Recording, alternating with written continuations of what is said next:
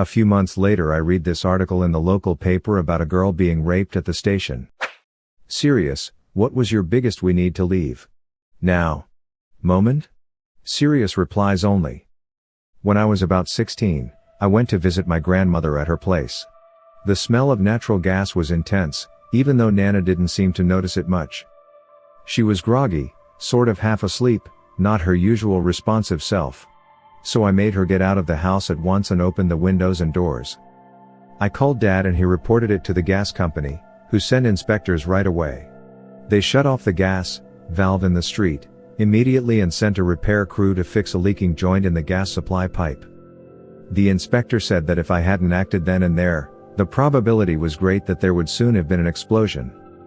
I was in a mall in Indonesia and two tourists seemed to be having problems communicating with the cashier at a bookstore, so I helped translate. They wanted to buy me drinks to thank me. I told them it's not necessary and I have to get back to my mom soon. They told me to meet them for dinner. I told them I have to have dinner at home. They told me to sneak out and meet them after dinner. At this point, a bookstore staff noticed something was wrong and went up to question them. My sister and I dashed off while they were distracted. I continued wandering around the mall and realized they were following us. To see if we were just paranoid, we ducked into a lingerie store since we figured two men won't usually need to go lingerie shopping together. They followed us in. Ran so quickly back to the jewelry store our mom was at. The store had intimidating security guards and I guess that stopped those guys. I was 11, my sister was 10. They wanted to buy me drinks to thank me. I told them it's not necessary and I have to get back to my mom soon. They told me to meet them for dinner. I told them I have to have dinner at home. They told me to sneak out and meet them after dinner. That was already such a big red flag. The moment a stranger is acting too cool that too with a child, you run. Unfortunately, so many children worldwide fall victim to these kinds of crap. And I cannot even imagine what they do to them / what the child has to go through. 1 in 4 victims of trafficking are children. This alone explains a lot. Also, consider helping kids when possible. Keep your children safe you all. Probably 2 months after my wedding, I invited my then best friend, maid of honor, to a party my husband and I were going to. She agreed. Sometime into it, I'm drunk and in the pool and my husband swims out to me to tell me she just asked him to sleep with her. I have never sobered up or left somewhere so fast. Showed up to a party, some people were outside fighting, my girlfriend at the time and I decided to leave. Not long after that, some guys that were a part of the first fight came back with more and a shooting occurred. Woodstock 99. Felt the energy of the grossly overpacked crowd, the building rage, and looked my friends and said we need to go. They stayed, I left. Shortly after fired and riots started and my friends lost everything they had with them. Tents, clothes, food, everything.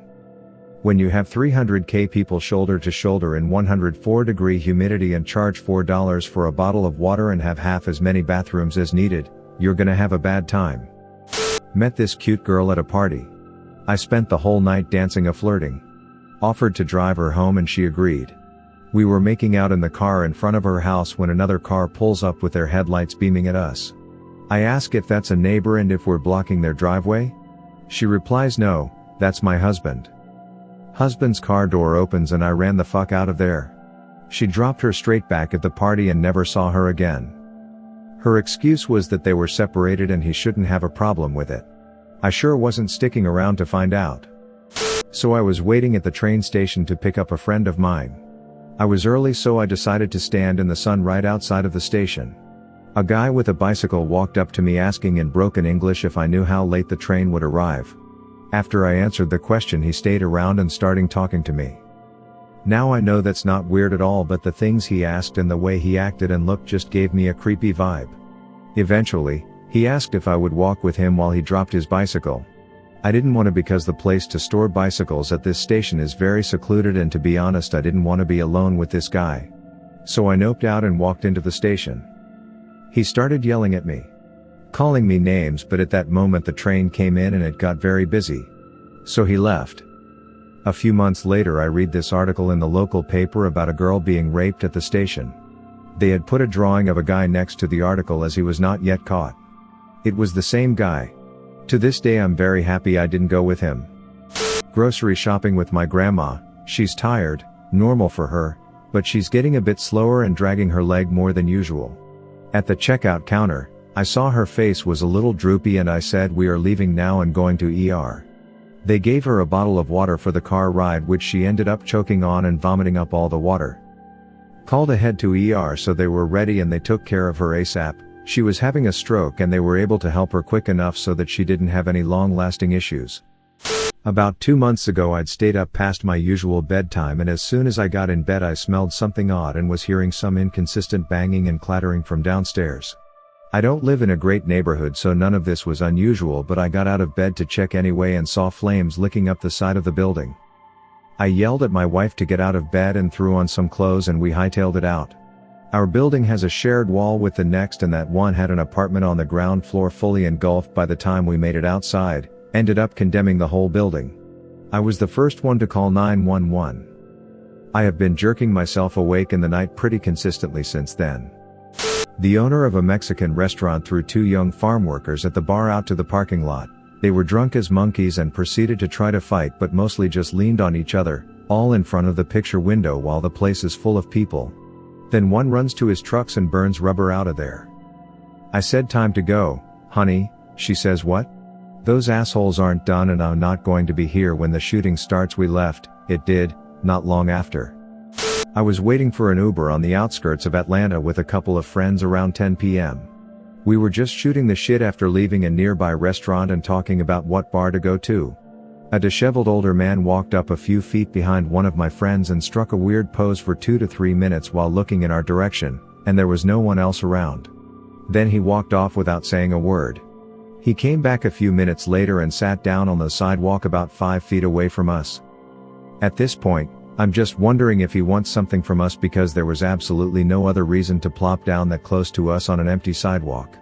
Then a small sedan pulls in a nearby parking lot, parking behind some bushes in the spot closest to us and consequently furthest from any of the shops in that lot.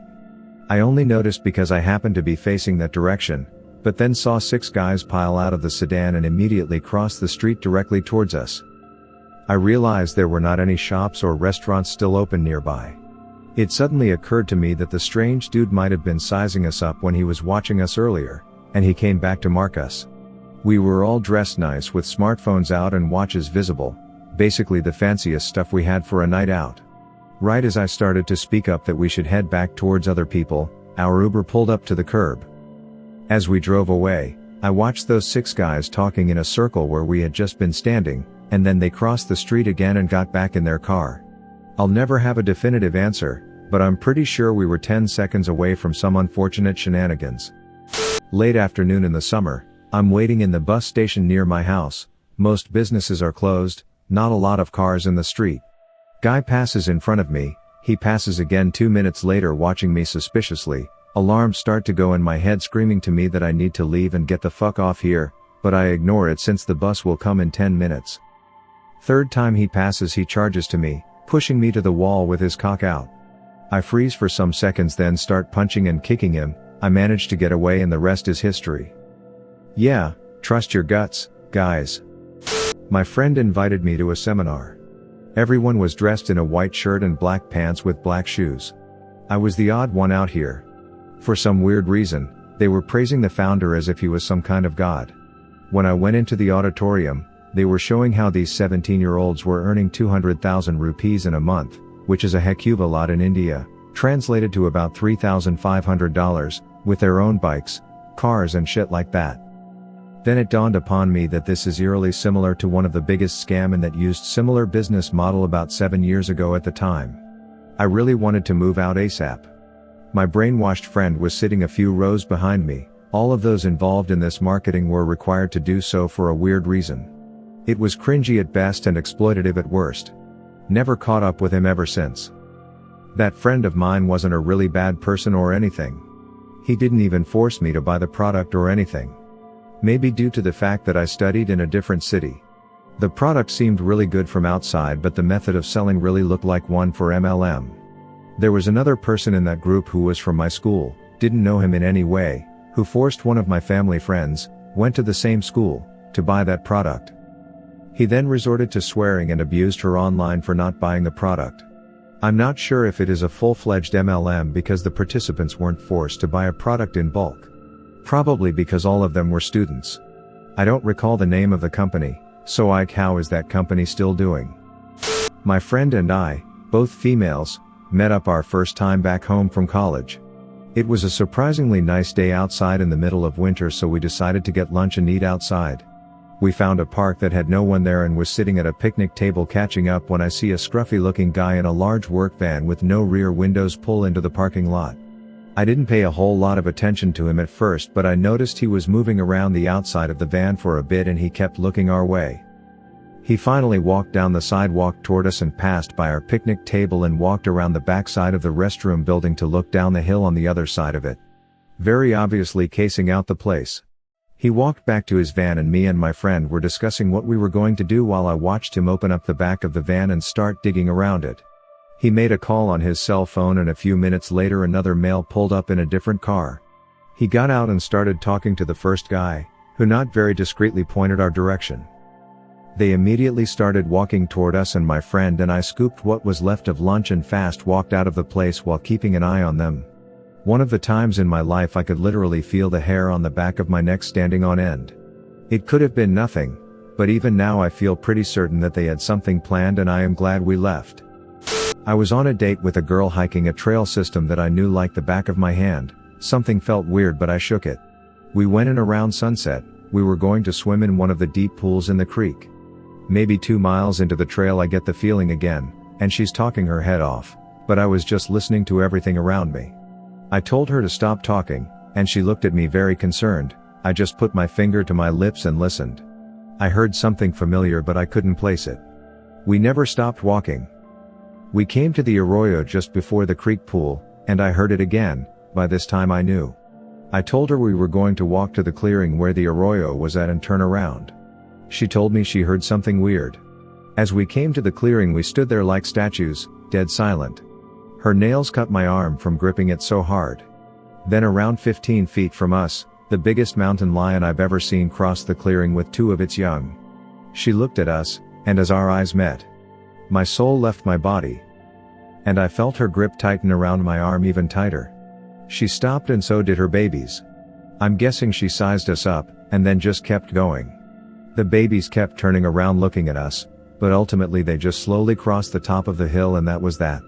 We turned around and told everyone we saw on the way and that there were 3 mountain lions on the trail. They all turned around and left. That was the first time I was ever scared out in nature. I didn't have a handgun on me, I had been there 100 times. She told me the sound she heard was a deep purring, and that was what I kept hearing also, I just hadn't put it together. I'm 19F. On a Greek island last May with my cousin, 22F, as a part of a trip. We liked to go on aimless walks out of the towns we stayed in to see what was around. On our way back from one of these walks we were on a long narrow road that dropped off on each side to beaches. A small green car passes by us in the same direction we're walking and stops 50 to 100 yards in front of us, just sitting on the road. We say maybe they're just taking in the view. We continue to walk and when we finally get to the car, the passenger, our side, window is down and the man is staring at us through the mirror. As soon as we pass the car pulls forward past us again. Immediately after the green car drives past us again, the large truck drives past, again in the same direction, and pulls alongside the green car. They both stop for a moment and are clearly talking to each other. The green car speeds off, the black truck drives forward a bit more and then stops on the same side of the road again. Keep in mind we're on a narrow road. We can't turn around because the town is the other way, behind us is just beaches. And a couple of houses. The black truck is stopped on our side of the road. As we get closer, the driver opens the front and back door to the cab, but does nothing else. Just stands there outside of the truck mostly looking back towards us. We decide that this is way too sketchy.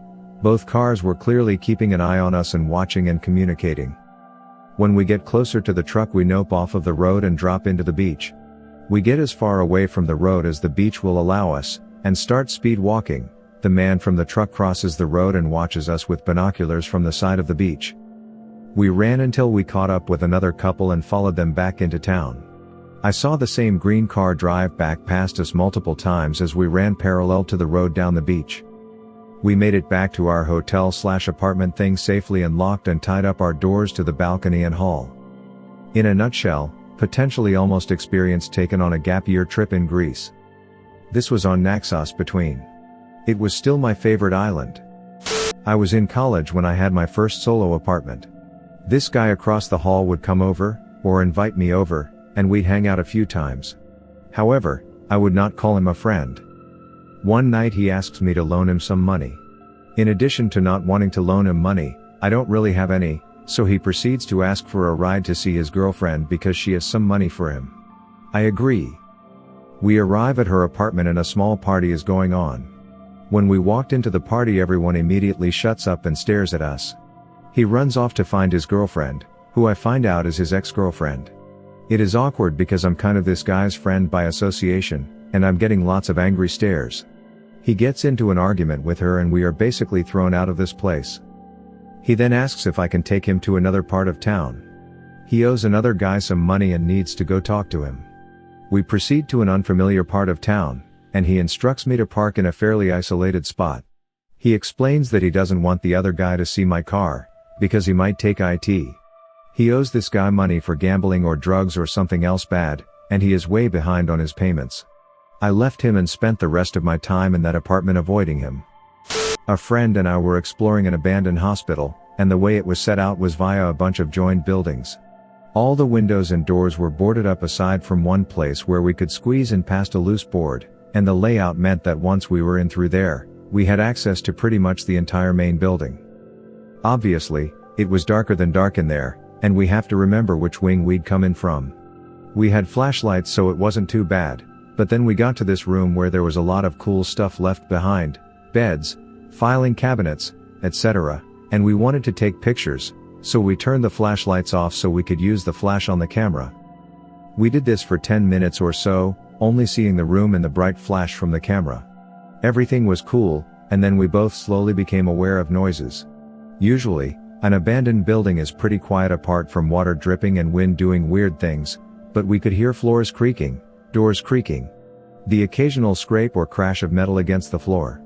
Basically, it sounded like someone was blundering around in the dark. Now, the layout means that in order to get back to where we came in, we have to walk back towards the noise. There's only one route. We're getting freaked out, so we start moving back through the rooms, stopping to listen to all the while. Finally, we get to the side hall that we came in from, and we bolt to the door at the end, finally risking turning the flashlights on and making noise. It's the wrong fucking door. We stand there, listening to the footsteps get closer. We're frozen, standing in the dark, totally cornered. If whoever or whatever is making that noise comes down this short hall, we're fucked.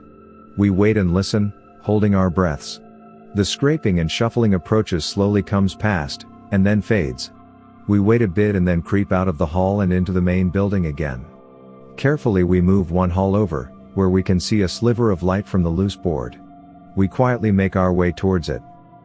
Then we hear an almighty scrape and bang behind us, as though someone tripped over one of the huge metal filing cabinets. I mean, it was loud. I yell time to go. And we sprint for the door, and there are clear footsteps right behind us. We launch ourselves through the loose board and down the overgrown path, before taking a quick look back. We can't see anything through the small gap, but we do not stick around to see if that changes. Thank you for watching Reddit Space. Please subscribe if you love these Reddit stories.